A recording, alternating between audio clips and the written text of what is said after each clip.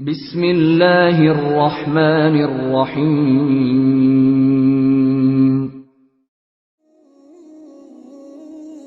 السلام علیکم Islamic way کے پیارے دوستو، ہم آپ کو اسلامک وے میں خوش آمدید کہتے ہیں اور امید ہے کہ آپ سب ایمان اور تقوی کی بہترین حالت میں ہوں گے۔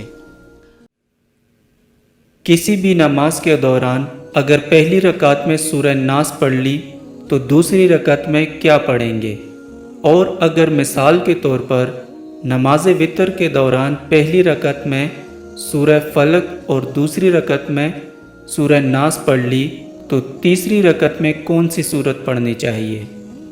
پیارے دوستو، بہتر تو یہ ہے کہ ترتیب سے سورت پڑھنا چاہیے، لیکن اگر کسی نے بھول کر ترتیب سے ہٹ کر بھی نماز پڑھ لی تو اس کا کوئی گناہ نہیں ہے۔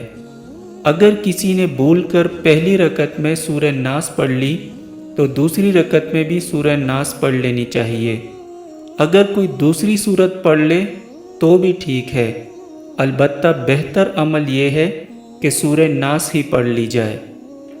اور اگر نماز وتر کی پہلی رکعت میں کوئی سی بھی سورت پڑھ لی اور دوسری رکعت میں غلطی سے سورہ ناس پڑھ لی ہے تو آخری رکعت میں بھی سورہ ناس پڑھ لیں، کوئی حرج نہیں۔ بہتر عمل ہے کہ ترتیب سے پڑھیں، اگر غلطی سے ترتیب بھول گئے تو بھی نماز ادا ہو جائے گی۔ فجر کے وقت سنت اور فرض نماز کے درمیان صلاۃ التوبہ یا صلاۃ الحاجت پڑھنا قطعاً جائز نہیں، البتہ قضائے عمری کی فرض نماز پڑھ سکتے ہیں۔